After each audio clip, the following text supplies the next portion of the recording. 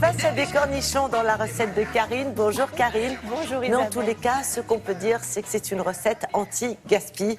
On ne jette plus aujourd'hui et ça, c'est bien. Ben oui, il y en a marre de jeter. Figurez-vous que c'est presque 20 kilos de nourriture qui sont jetés chaque année dans les foyers et presque 7 kilos de nourriture encore emballée. C'est énorme. Donc il faut vraiment corriger un petit peu tout ça. Donc c'est vrai qu'il y a une grosse actualité la semaine dernière autour de cette journée de lutte anti-gaspi. Et j'ai regardé. La 3e année, je crois. Oui. C'est une belle initiative et ça mérite quand même qu'on se remette un petit peu en question. J'ai regardé dans ma cuisine, je me suis dit, bon, moi qui cuisine quand même beaucoup, qu'est-ce qui me reste fréquemment voilà, qu'est-ce que je jette? Donc c'est vrai, le pain. Je n'ai pas toujours le réflexe de le surgeler, il m'en reste parfois. Le verre de poireau, je ne sais pas vous, mais moi j'utilise évidemment le blanc. Le verre, une fois que j'ai fait 1 ou 2 bouquets garnis, bon, le reste, oui, dans la poubelle. Donc là, on va le réutiliser demain. On va faire une tarte avec ce verre de poireau. Il me reste aussi souvent, vous savez, les épluchures, les trognons de pommes, quand on fait des tartes, etc., des compotes, on a tout ça. Et on peut faire une gelée avec ça. On peut revaloriser ces déchets et le transformer en gelée pour mettre sur les tartines le matin. C'est vraiment très bon. Et puis, les bananes. Moi, je mange pas mal de bananes, ma fille aussi. Il me reste les épluchures, on les jette. On le met au compost. Et on peut faire des petits gâteaux avec ces peaux de bananes. C'est vrai ? Oui, c'est vrai. Donc, on peut vraiment donner une seconde vie à nos déchets en cuisine. Et aujourd'hui, on va commencer avec le pain. Parce que le pain, alors une fois que vous avez fait le pain perdu, voilà. Faut en sortir. Oui, qu'on a mis un petit peu de pain dans la farce, par exemple, pour farcir des tomates, qu'on a fait de la chapelure. Bon, alors il fallait trouver d'autres idées.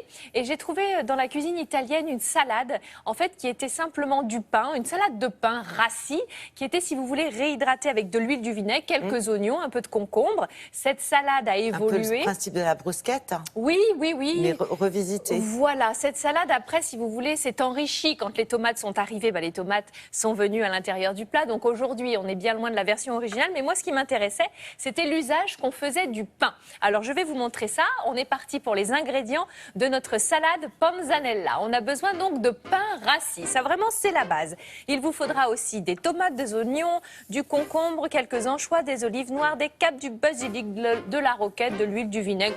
Enfin, ça va être bon tout ça. Ouais, c'est bon, mais surtout, faites avec ce que vous avez à la maison. Vous voyez ce que je veux dire? C'est vraiment cette idée-là. Regardez, mes tranches de pain sont dures comme du bois. Donc, pour le coup, je vais les couper en petits dés à l'aide d'un couteau. Et puis, je vais, avant de les couper, vous voyez, à gauche de l'écran, je les frotte avec un petit peu d'ail. Comme ça va déjà les parfumer. Je mets tous mes croûtons frottés à l'ail dans un saladier avec de l'huile d'olive. Je vais assaisonner de sel et de poivre. Et je vais mettre au four. Donc, ils vont rôtir un petit peu. Ils se sont bien gorgés d'huile d'olive et après, on les remettra dans la salade. Donc, voilà pour le pain. Donc, bien assaisonné avec l'huile d'olive, le sel, le poivre et au four quelques instants. Ensuite, on va attaquer avec les légumes. Donc là encore, faites avec ce que vous avez. En l'occurrence, j'ai pris des tomates. Celle de droite, c'est la tomate noire. Alors, c'est une tomate qui est quand même... Oui, c'est la mode, ça. Oui, elle est très douce, très parfumée. Bon, voilà, encore une fois, c'est un petit plus. Ensuite, j'ai ajouté aussi quelques concombres pour notre salade. Et puis... Vous ne pelez pas, j'ai vu. Non, oui. Vous pelez le concombre, vous ? Oui. Oui. Enfin, 1 sur 2. Oui, 1 sur 2. Écoutez, pourquoi pas? Là, j'ai tout laissé. C'est vrai que quand on laisse la peau, vaut mieux que ce soit bio.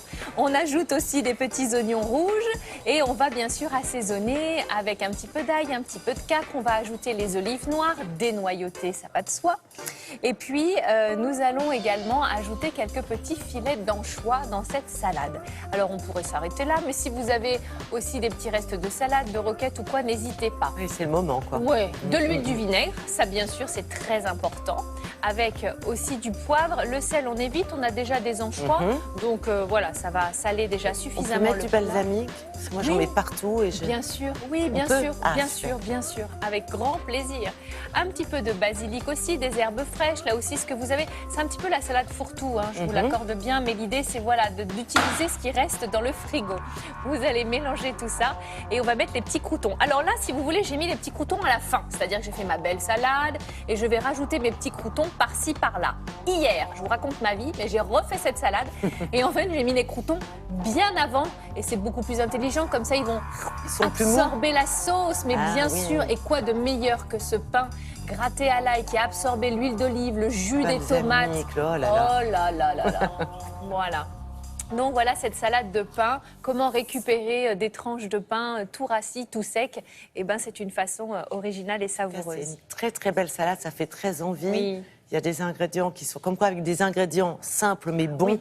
on arrive à faire un plat appétissant et sûrement très très bon. Voilà, et demain, on lâche pas l'affaire, on continue sur ce même thème anti-gaspi avec une tarte au verre de poireau. Très bien, on attend ça avec impatience. C'est pas cher. C'est pas cher. Merci beaucoup Karine, et donc à demain. Tout de suite, c'est l'heure du bloc-notes.